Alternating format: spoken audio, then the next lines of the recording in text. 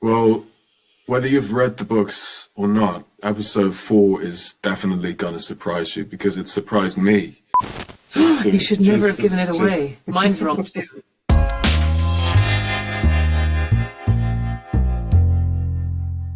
Rosamund, your Wikipedia page starts out with a description saying you're known for playing morally ambiguous women. I don't feel there's anything morally ambiguous about this character. How do you feel? Like, do you feel that she is ambiguous in any way, or do you think that her motivations are pretty clear? To me, they're crystal clear. I mean, Moiraine is a zealot with a single-minded purpose in life and a cause for which she's prepared to die.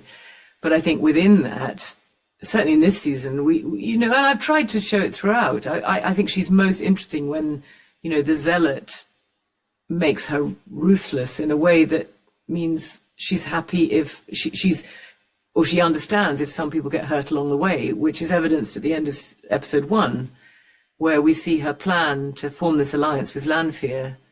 She hears some serious cries of pain and allows it to endure, because her main goal is to separate Rand from the Two Rivers folk who, to her mind, hold him back from the man he must become in this season. If you're continually falling back into the arms of your childhood friends, you're never going to embrace what she sees as his destiny, or which is his destiny, as the Dragon Reborn. And she's prepared to go to all lengths. So I suppose, she's morally ambiguous in that sense. But I mean, it's quite a good opening line, I have to say. Thanks whoever wrote that. I have to clear something up as well, because I got loads of Did you write it? Congratulations on the 1st of January, which is not my birthday, but apparently that's on Wikipedia. It's the 7th of August. You should never have given it away. Mine's wrong too. Oh. But people know too much about you. So your New Year's Day. It's okay. 7th of August. It's better to Well, Josha, like not a Capricorn, but yeah, it's a different thing. Josha, for you, for Rand's journey, speaking of, Moiraine is trying to mold this character into becoming who he's meant to be. I think in these first 2 episodes of this season, you really are starting to kind of advocate more for who you are and what it is that you want to do and making those decisions for yourself. Do you feel this season Rand is really coming into his own in kind of grasping what his power is? Yeah, he's finally standing up for himself.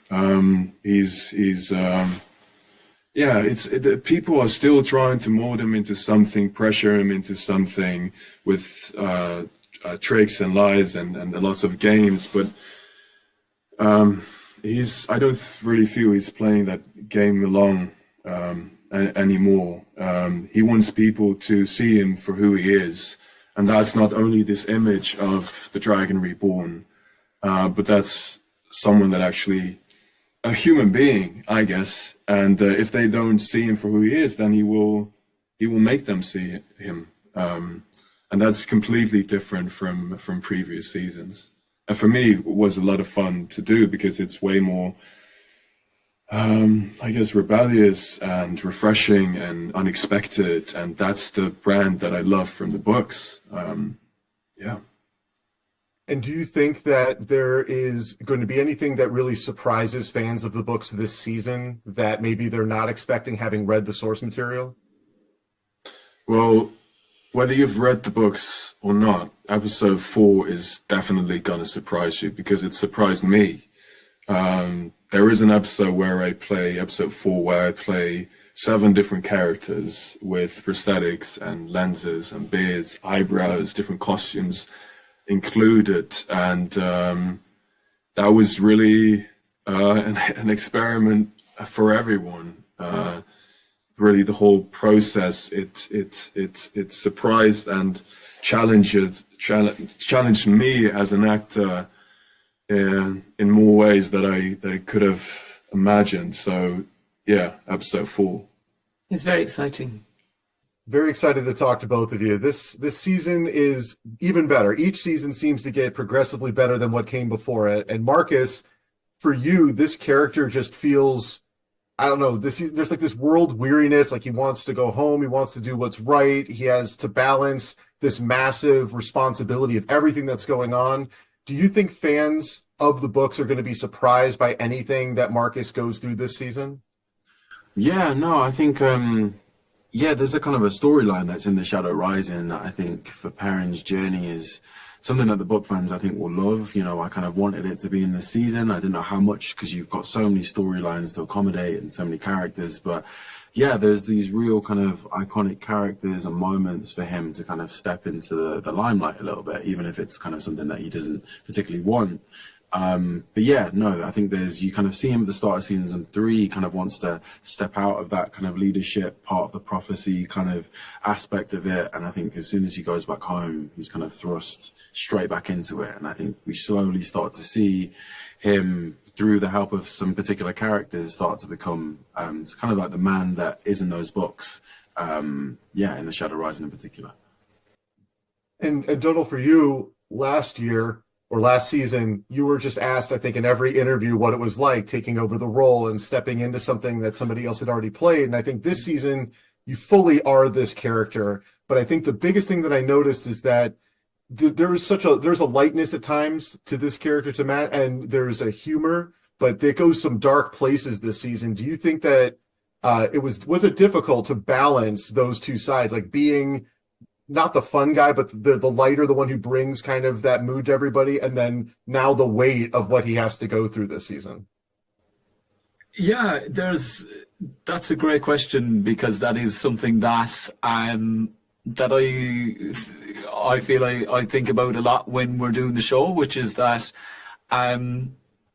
you know, as I read it, as we cut from storyline to storyline, sometimes you're like, ooh, this person, this character, whether it be Perrin or Rand, you're like, they've got it hard, and that, you know, hopefully sometimes when it cuts to what's going on with Matt, you kind of go, all right, you know, I can take a bit of a breath here, but I think, you know, the writing balances that really well, because it's like a bit of a coping strategy, I think, you know, and that I think he's aware of like how difficult it is for himself and also for his friends, that he you know, I think he harbors all of the kind of the internal struggle, and then but decides to kind of go, yeah, everyone's got that, and actually I think what I might value and my friends might value more is actually like a bit of crack right now, and to a bit of levity. But it totally doesn't take away the fact that, like, he very much wants, you know, only certain characters catch him at private moments where they kind of go, God, you're actually really struggling with something. So I think he does really well to package a lot of that internal struggle. I think a lot of the moments where we kind of see him dealing with something is either with someone who he has learned over a long time to trust, or he's doing it on his own. So I think that kind of tells us a lot about that balance. But it's a real joy to play, and it's also challenging because you kind of pick your moments to where to kind of bring that lightness, but then also like not to lose the jeopardy of kind of pushing down an emotional internal struggle. Very excited to talk to both of you. Both of your characters were so good in season 2, and now in season 3, there's so much more expansion. And Ceara, for you, right in the early episodes, we get some additional backstory. We get to learn more about kind of like origin for you. What was it like kind of working with Olivia and exploring all of these different elements of your character? Yeah, it was really exciting, and having Olivia Williams playing my mother was an exceptional experience. And yeah, it was just amazing to bring this world that the audience haven't seen before, have heard about, and it's like referred to, but they haven't actually seen what Andor and what the royal family look like. So to bring that to the screen was amazing, and the visuals are incredible. So yeah, it was amazing, and the dynamic between the two of us, she's just this powerhouse of a woman. So I felt very easy to get into the kind of mother-daughter dynamic, and feeling, yeah, quite intimidated by having my mother around. But it was really, I loved it for Elayne, and to have the audiences see her family and the world that she comes from. It was really wonderful. And is there any element of Elayne that you're looking forward to fans getting to see? Obviously, no spoilers or anything for the season, but is there any kind of particular element of this character's development that you were really excited to do this year? Absolutely. I think her world really cracked open when, at the end of season 2, when they went to farm, and I think it's really expanded this season. So I think fans will be really surprised to see Elayne in episode 1. I think she's very different to the Elayne that they've seen before. And I think that journey only continues to go further, and she just explores more and more. And I think the journey that she goes on is a really exciting one, and it's just a constant journey of discovery and pushing boundaries and discovering who she is. And yeah, so I'm really excited for the journey that she goes on in season 3. And Ayoola, this is like a fan favorite character, one of the coolest characters in all of fantasy literature, and you get to do just episode after episode. It's just awesome. Do you have any experiences with fans reacting, just like excited to see you play this character? Yeah, it's been really special. I think when when there is a kind of like love of a character, it can feel quite intimidating, but everyone's been so supportive, and I think the best reaction, my sisters are both big fans of the books, and I grew up with them reading them, so having their kind of approval of me playing Evian was very important, and thankfully they both like it, so that's good. But yeah, it's really nice to get messages, and when people come say hello and stuff, I think it feels very special to feel like people think I'm doing her justice. And you both get a lot of interaction with each other in this season, in these early episodes. Ayoola, was it important for you that these characters don't feel compromised in any way, that they are just really both faithful to the book, but also great, fully realized characters on screen? Yeah, absolutely. I think it's so important to ground the reality. I think there's an element where you have to detach from the books to allow the scripts to be their own thing. But, I'm reading the books. I'm a big book lover. So having the two come together and be able to ground them in both worlds is really, really important. And I think in both the series and the books, they're such fully realized women, and the journeys that they both get to go on is so exciting that I think it's really important. Very excited to talk to both of you. This is, every season just kind of amps things up from the previous season. And Sophie, the opening of this first episode is just nonstop, massive, and it's amazing. And you're right in the middle of it. Was this the most maybe action-oriented sequence you've done in your career? Because it's huge. Yeah, I think so. It took weeks. I think it is.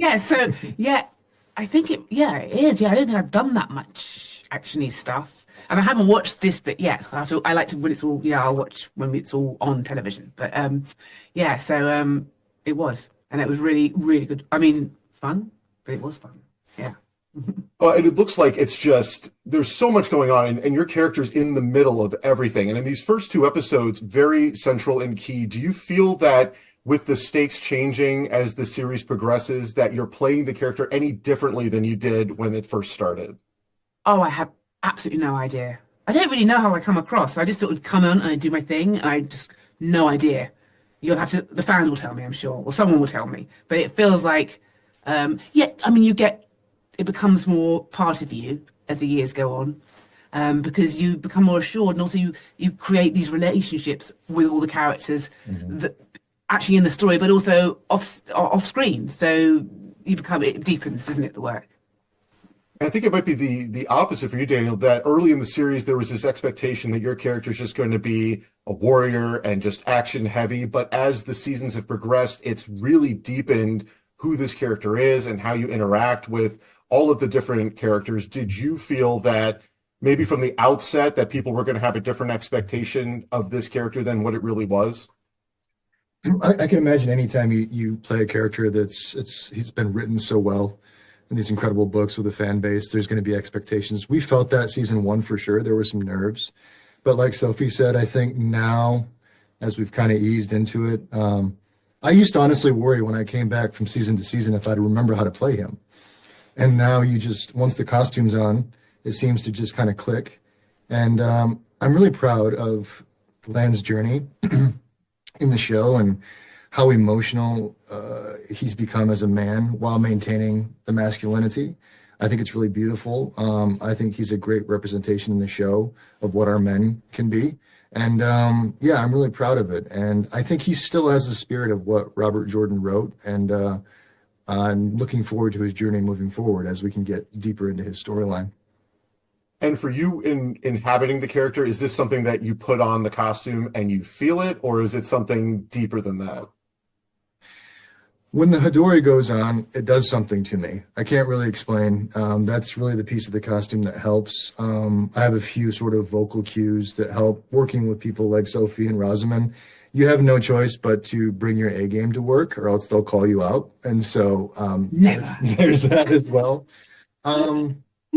But yeah, it's just, it sounds corny, but he's really become a part of me now. I don't have to think too much. And having the books helps as well. There are parts this season that I was really excited for. I mean, I can speak about some training stuff with Rand that I really wanted to see on screen. And so that was really fun. And that just helps build character for me as well. Natasha, I got to say, this character reminds me in a lot of ways of Cate Blanchett as Hela in Thor, because you're badass and you chew the scenery when you're there. And like, I love seeing you on the screen, but I am also terrified of what you're going to be capable of. What do you think fans are going to be in for with the character this season? Well, we all know that Lanfear's special place is the dream walking, and it's fair to say, I'm allowed to say this, that we're going to witness that the volume is turned up somewhat. I'm proud of Lanfear's moves in that area. Yeah, she definitely can show up in anyone's dream at any moment and really ruin their night. I've had such a nice sleep. Counting sheep. Yeah. And Rafe, something that's been really, I've always wanted to ask is every season's kind of adapted 2 books at a time. And these are massive books. How is the plan to do that consistently for the entire duration of the series? Do you think there's any place where you're maybe going to have to just do 1 book? How do you figure out what you're including and what you're not going to? Yeah, I mean, we really think about the adaptation holistically of the whole series. So this season is actually the first season that really the spine of it is just 1 book. It's just book 4, The Shadow Rising. And I do think if we're lucky enough to continue into the future, we'll definitely have seasons that cover 3 or 4 books because, there's sections of the whole book series where the story arc is kind of told over 3 or 4 books instead. So, we're not beholden to anything in terms of what we need to do each season. We just kind of follow like what is the best story, what's the best way to follow our characters through the world in this storyline that they're in. And this season, the best way to do it was follow book 4 pretty closely. And there's always the fear from fans of the books that characters are going to get combined or that there's going to be characters left out. And there's always the possibility of things being added that maybe weren't in the source material. Is there anything this season that you think fans of the books are going to be shocked by? I mean, they're shocked by the smallest things sometimes, so they could be shocked by anything. But I do think that fans of the books will be surprised by some of the characters that we come back and meet that they might have thought we'd left behind. There's a bunch of characters from Andor that are present in the first book, and we don't meet them until season 3 in the show. And we did that really purposefully because in season 3, they, when you see them come into our show, they come in with a lot of impact, and they're delivering some of their biggest storylines from the books. So I think, people might be pleasantly surprised that a couple of the characters that they really loved are here in season 3 when they thought we'd left them behind. Thank you for clicking on our video, everybody. If you like what you saw here, please make sure you like the video and subscribe and share with your friends who like this sort of content. JoBlo was created by movie fans for movie fans, and we appreciate your support.